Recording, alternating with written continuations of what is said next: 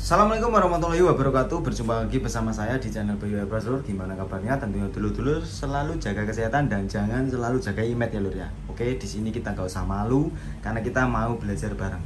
Oke lur, ini media yang saya bilang kemarin bahwasanya kita butuh koreksi. Ini sudah saya tandai, terus saya dempul tipis-tipis seperti ini. Nah, karena kita masih banyak banget kecolongan di sesi pendempulan, jadi kita butuh koreksi seperti ini. Oke, kita harusnya sudah mulai memahami hal-hal seperti ini. Jangan percaya sama judul yang ibarat kata ngecat 3 jam selesai. Saya kurang setuju hal-hal seperti itu. Kenapa? Karena kita masih melakukan pengecatan di tempat yang ala kadarnya. Kita masih menggunakan suhu ruangan.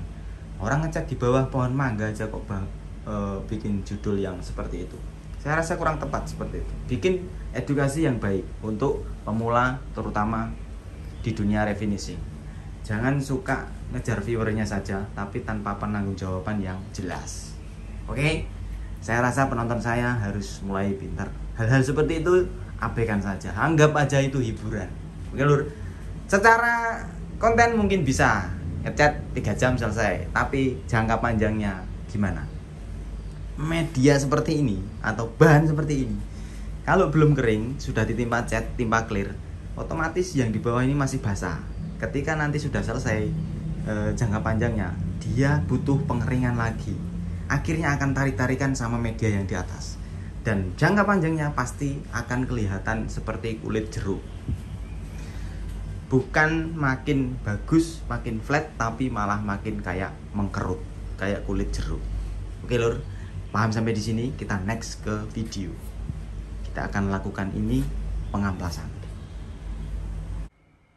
Oke lur, setelah kita panjang lebar ngerocos nggak jelas seperti itu hanyalah sebuah tujuan supaya penonton, terutama yang nonton channel saya itu mulai sadar dan tergerak itu loh.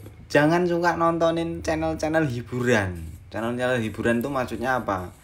Channel yang ngevlogger terus sebatas bikin konten kayak gitu, nggak usah ditonton lur. Kalau memang kamu mau belajar ngecat ya dari dasar. Kalau cuman eksperimen mah gampang. Eksperimen tuh paling gampang. Eksperimen apa? PU2K Surfacer di atas media plat. Nanti saya bully roasting, habis klarifikasi bilangnya eksperimen, malah menunjukkan kegoblokannya. Oke, setelah kita dempul tadi ya, setelah kita koreksi lalu kita get coat menggunakan aerosol. Tadi sudah saya tunjukkan cara semprotnya, itu jangan deket-deket ya. Kita cuma ngambil droplet yang paling besar, berarti agak menjauh sedikit gitu, sampai merata. Yang penting jangan sampai ketutup warna sampai hitam banget, jangan. Nah, ini bertujuan apa? Ketika kita pengamplasan sanding ini, itu memudahkan kita ngamplas dan mengetahui bagian mana yang belum teramplas, terutama di bagian dempul abal-abal asal tempel ya lur ya. Yang penting nanti endingnya lurus gitu aja. Oke, itu memudahkan ya lur ya, terutama itu. Nah, alasan saya nggak pakai dry sanding atau kita pakai yang basah karena filler yang saya pakai kemarin yang Nikon itu nggak support dry sanding lur. Bisa dipakai dry sanding dengan catatan filler itu sudah kering banget. Cuma resikonya itu clogging. Apa itu clogging mas? Apalagi itu clogging? Clogging itu serbuk atau kotoran-kotoran filler yang kita amplas ya, pasti kan ngeluarin apa ya, kayak serbuk gitu. Dia itu nempel di bagian amplas. Sayang dong amplas saya kan harganya mahal kalau yang dry sanding. Jadi di sini kita mencoba main aman, dan khususnya kita juga mau sharing kepada teman-teman yang masih pakai model basah atau model wet sanding gitu ya lur ya. Jadi adil gitu lur. Kita di sini nggak langsung model kamu harus pakai ini, kamu tuh kerja enak harus pakai ini, harus beli ini, harus itu. Enggak, kita cari solusinya. Ada opsi lain yang harus yang bisa kita lakukan gitu loh. Oke. Setelah tadi kita amplas menggunakan 400 ya, kita balas dengan 600, lalu kita spot untuk di bagian-bagian dempul itu sudah saya koreksi lagi menggunakan PU 2K Surfacer. Cari PU 2K Surfacer yang cepat kering supaya nggak terlalu lama lur. Tadi pagi kita amplas, terus kita koreksi pakai PU 2K Surfacer, kurang lebih 4 jam saya diamkan. Di sini saya lanjut untuk bagian base coat. Nah, PU 2K Surfacernya itu diamplas lagi atau enggak? Diamplas lagi menggunakan ukuran 800 supaya enggak timbul pulau. Jadi sambungan-sambungan atau benangan-benangan dari dempul tadi itu enggak menimbulkan pulau. Oke, di sini untuk proses base coat saya menggunakan cat jenis PU atau poliuretan untuk saya aplikasikan di 2 layer. Nah, kebetulan tadi di sini saya ada sedikit miss antara alat dengan saya. Ternyata di bagian plak atas tabung RPS saya itu belum saya tarik. Jadi vakum ya lur. Untuk pengeluaran cairannya, dropletnya itu mulai mengecil gini, rasanya kok nggak enak banget disemprotin. Ternyata belum saya cabut. Jadi udara yang ada di dalam tabung itu vakum. Jadi nggak mau ngeluarin cat. Nah, jangan salah paham ya. Jadi itu kendalanya. Makanya di situ saya sempat stop sebentar, baru saya tes lagi di papan untuk ngetes. Itu papan yang saya semprot-semprot itu bukan semata-mata saya pengen jembur gitu ya. Kayak Alek Kartolo itu sebelum ngecat disembur-sembur dulu di udara. Wah, belum pernah ditampol sama tetangga. Saya udah pernah lur. Saya pernah gara-gara ngecat digedor dinding saya. Habis itu saya jual rumahnya. Gak penting. Ngurusin recehan seperti itu gak penting. Mending kita tinggalkan. Oke? Di sini sekali lagi saya ingin berbagi sharing. Mungkin video ini durasinya sedikit panjang. Ini aja sudah saya potong-potong bagian media yang lain saya nggak cantumkan. Karena kalau saya cantumkan semua media ini panjang banget. Tadi saya sebelum buangin media-media yang kecil itu masih di waktu hampir 30 menit. Nah, itu kan panjang banget. Jadi di sini untuk proses pengaplikasian base coat saya wakilkan di bagian tangki sama sliper belakang aja. Kalau untuk prosesnya sama lur. Di sini nggak ada yang diedit atau yang dimanipulasi supaya kita tampil lebih oke, lebih seakan-akan pro. Nggak bisa seperti itu. Dulur. Kadang dulur tuh apa ya? Ekspektasinya itu yang bikin ngeri sebenarnya. Ekspektasi kalian. Karena sudah orang-orang yang terdahulu yang review bahan itu modal cuman ini bahannya enak dipakai, cocok untuk pemula. Apaan? Kamu nggak bisa jelasin secara detail. Yang dibutuhkan orang belajar itu nggak cuman ini bahannya enak, khusus pemula, cocok, anti gagal, nggak kayak gitu. Oke, bentar ya. Oke lur, tadi ada gangguan sedikit. Kita lanjut lagi untuk nyerocos ya. Oke, di sini kita lanjut di bagian pengecetan warna atau efek. Bisa dibilang efek bunglon ya. Cuman di sini cuma 3 rasa. Jadi kalau bunglonnya belum terlalu wah gitu ya. Cuman 3 rasa aja. Oke. Untuk pengaplikasian base coat tadi saya butuh pengeringan sekitar 45 menit yang warna hitam ya. Jadi kalau untuk poliuretan atau PU itu pengeringannya nggak perlu lama ya lur ya. Cukup di angka paling lama 1 jam. Jangan sampai nginep. Kalau nginep nanti efek sampingnya kita akan butuh mechanical bonding lagi. Terus kita semprot lagi menggunakan catnya tadi biar mendapatkan chemical bonding. Karena kalau PU itu kalau keringnya terlalu lama, bahkan kalau misalnya dibiarin sampai berhari-hari itu dia akan kering banget dan keras licin. Jadi untuk media atau untuk bahan berikutnya itu nggak bisa nempel dengan sempurna gitu ya. Bang, kalau NC gimana? Kalau NC aman, karena NC itu sifatnya kayak apa ya, kayak karet. Jadi kalau kena chemical kimia atau thinner itu dia akan ngelumer kembali. Beda dengan halnya PU. Itu ya. Kalau NC aman. Kalau misalnya NC habis ngecat NC nih hitam gitu ya, terus tahu-tahu mama panggil le belikan mama makanan, atau ke pasar dulu, antar ke pasar. Nah jadi kita nggak bisa lanjutin lagi, bahkan sampai bermalam atau sampai nginap. Nah itu nggak apa-apa lur, kalau NC aman-aman aja. Justru kalau NC makin keras makin kering makin bagus gitu, jadi nggak ada unsur absorb ketika nanti kita mau mengaplikasikan bahan berikutnya seperti clear gitu ya.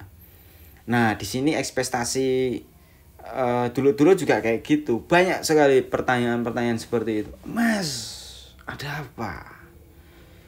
Clear saya sudah 1 minggu ditekan sama kuku kok masih bekas. Kenapa mas? Wih, jangan salahkan clearnya dulu. Koreksi dulu di bagian base, bagian bawah. Epoksi gimana? Pengeringannya berapa jam? Base gimana? Pakai jenis yang apa? NC atau PU? Pengeringan berapa lama? Nah, dikoreksi dulu di bagian bawah. Ketika sudah bawah misalnya sudah oke, kita misalnya menggunakan clear ya. Tahu-tahu ditekan kuku masih bekas. Nah, kita kembalikan lagi nih. Proses kerja kita itu sudah menggunakan heater atau oven atau belum. Kalau masih menggunakan suhu ruangan ya, kalau di jangka 1 minggu mungkin belum terlalu kering lur, jadi sabar dulu gitu loh. Kita itu berekspektasi tapi menengok juga ke belakang, ke background kita. Kalau kita masih pakai suhu ruangan gini ya mengandalkan cuaca atau kondisi kelembapan suhu yang ada. Tapi beda lagi kalau kita pakai open. Kalau open cepat keringnya gitu loh. Jadi jangan selalu mendiskriminasi bahan. Dipahami dulu, ditengok dulu di belakang. Apakah saya itu sudah proper apa belum gitu loh. Kalau kita terus terang, kalau saya masih pakai suhu ruangan atau masih belum punya yang namanya open ya, jadi kalau misalnya clear saya sampai 1 minggu belum kering total ya, itu mungkin butuh proses. Karena kalau kita mau ngikutin ya itu tadi, karena yang terdahulu suka nge-review clear jahat, clear setan, padahal dia nggak jelasin bahwasanya ini clear bisa keras ketika kita masukin open berapa jam atau berapa menit gitu baru bisa keras. Nah kalau kita ngandelin suhu ruangan pasti kita butuh waktu lur gitu loh. Jadi jangan berekspektasi yang melebihi batas kemampuan dulur-dulur gitu. Oke, di sini kita lanjut ya. Ngocehnya sudah selesai. Kita ngoceh di bagian yang lain. Mas, tadi sampean bilang untuk base coat beda-beda ya. Untuk base coat pertama pakai Meiji Venoforce yang tipe T, yang kedua pakai Meiji Venoforce yang tipe R. Mas, gimana dengan nasib saya? Nasib saya ini gimana mas? Nasib kamu kenapa? Saya cuma pakai sepregan, ibarat kata cuma 1 sepregan, itu pun masih F75. Ketika saya mau mengaplikasikan silver atau metalik, seralik yang berpartikel bagaimana? Apakah kita harus beli lagi? Sebenarnya gini ya lur ya, sepregan itu sudah dipisah-pisah. Ada konvensional, terus HPLP yang sekarang lagi ngetren, HPLP, LVMP, nah itu kan ada ya. Nah kalau yang saya pakai yang tipe R itu sebenarnya mirip HPLP, dia mempunyai airlines yang rendah. Jadi bagaimana mas kalau saya cuman punya F75 yang notabene masih konvensional, belum HPLP. Ya di bagian spray gun itu kan ada adjuster setelan ya, itu difungsikan, itu bukan cuman buat pajangan lur gitu loh. Jadi cara ngaturnya sudah pernah saya buat ya, walaupun nggak HPLP, semoga aja bisa saya kasih tahu. Ya kalau memang kita nggak punya spray gun lain ya apa boleh buat. Di situ kan sudah ada pengaturan setelan. Nah di bagian pattern itu dibuka full, terus fluid kita kasih 2 atau 2,5 ulir, terus anginnya jangan tinggi-tinggi, jarak kita main di 12 atau ya pokoknya 12 lah, konsisten di situ. Karena kalau anginnya terlalu tinggi itu bisa menghasilkan semprotan yang kasar, partikelnya itu akan berdiri, dia nggak bisa rapi. Terus jarak kalau terlalu deket biasanya itu bisa membuat partikelnya itu ngeblok atau kayak macam ngumpul-ngumpul gitu ya, hitam jadinya. Nah itu jadi nggak rata. Jadi simpelnya kayak gitulah. Semoga aja bisa kalau memang nggak punya yang lain ya. Caranya seperti itu. Oke. Untuk clear tadi kita pakai 4100 dari Niken. Untuk perbandingan 4:1 thinner kita pakai 20%. Semoga aja nanti hasilnya nggak absorb, karena di sini terus terang suhu lagi nggak tercapai. Ini dingin banget. Ini sudah malam lur. Saya melakukan pengekliran. Semoga besok pagi nggak absorb. Kalau untuk hasil sementara seperti ini sih. Ini kita tadi lakukan 3 layer ya, tanpa jeda. Karena kalau kita main jeda atau flash off, misalnya kita nyemprot sekali, kita flash off 10 menit, 10 tahun, bukan debu lagi yang nempel di situ lur. Bisa kadal, komodo itu nempel di situ semua. Jadi di sini nggak pakai jeda. Pokoknya jebret. Nah, oke. Untuk gaya tembak aplikasi seperti yang kemarin saya jelaskan. Di sini kita pakai angin di bawah 2 bar. Terus pattern kita buka full. Fluid kita pakai 2 ulir setengah. Jarak tembak kita main di bawah 10 cm. Tapi dengan gerakan ritme yang cepat, overlapnya rapat. Kalau dulur-dulur main tembakan seperti itu, terus gerakannya lambat, itu akan memungkinkan clearnya itu mewek atau delewer semua. Itu lur ya. Oke, saya rasa penjelasan untuk proses pengekliran seperti itu. Ini yang saya rasakan ya, mungkin beda. Kalau dulu itu kan ngeklir kayak nggak jalan ya, teng gitu. Itu model seperti itu, terus jaraknya jauh kayak model nyiramin tanaman gitu.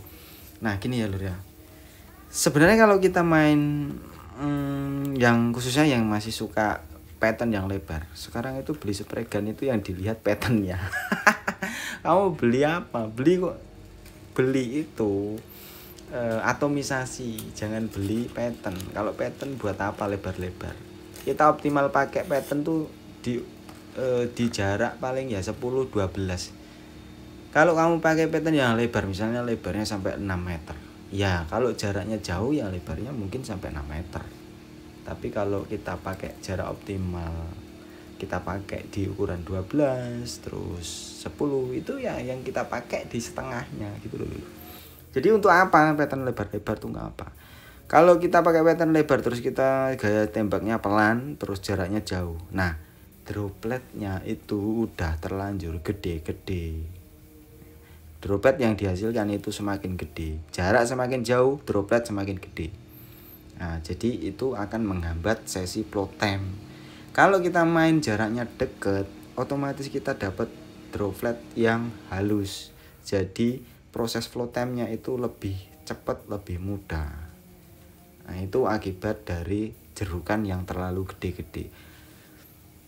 Kalau kita mau ngecat mobil mungkin kita butuh jerukan lur. Tapi kalau kita main cat motor seperti ini, kayaknya jerukan itu mulai sudah hilang karena sudah ada kata-kata flat gitu ya.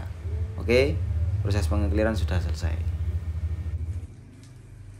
Oke lur, ini kondisi sementara ya. Sementara ini masih basah. Besok pagi kita review. Pagi atau sore kita review ya. Ini masih basah banget. Gak ada untungnya kita pamerkan clear yang masih basah. Bau banget ini ruangannya ya. Bau apa? Kimia. Bau thinner. Oke, besok pagi review. Kalau sementara seperti ini. Oke. See you. Ini adalah penampakan di siang harinya. Ini jam 2 mau jam 3 ya. Oke. Untuk clearnya sudah bisa disentuh. Nah, ini kita coba dibawa di luar ruangan. Oke. Gak ada popping ya lur. Meler. Gak ada. Oke. Oke, kita bawa keluar. Oke lur, kita mau bawa keluar tapi hujan. Nah, hujan. Untuk hasil tembakannya seperti ini ya. Cantik. Hujan. Hujan ya. Oke. Untuk media yang lain bentar, saya angkat satu-satu soalnya hujan ini lur. Hujan. Hujan ya.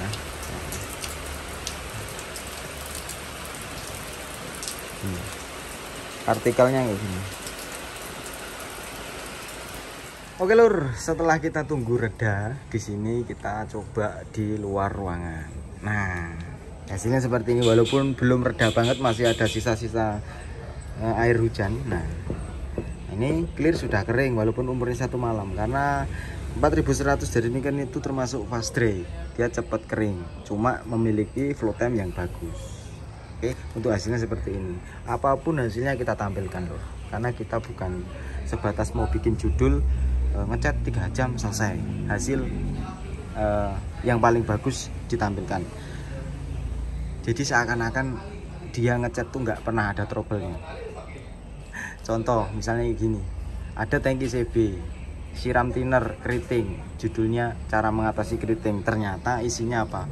Cat ulang, sama aja. Itu cuman settingan. Nah, untuk hasil yang lain seperti ini. Tidak kecuali kalau video seperti ini ya. Nah, oke. Paling koreksi-koreksi minor, debu-debu aja. Hasilnya seperti ini. Ini di bagian tengah memang ada gradasi hitamnya ya. Jadi kelihatan banget bayangan. Ada antena wifi tetangga, ada pohon kelapa, awan. Untuk di bagian tangki itu cuma gini aja, nggak ada gradasi hitamnya. Seperti ini ya. Untuk partikel yang didapatkan seperti itu. Oke. Oke lur, saya rasa cukup. Ini sudah sore banget. Waktunya saya cari bahan untuk berbuka puasa. Oke. Kalau ada pertanyaan tanyakan aja. Jangan malu, jangan sungkan, jangan jaga image. Oke. Saya pamit undur diri. Wassalamualaikum warahmatullahi wabarakatuh. Semoga videonya bermanfaat. See you.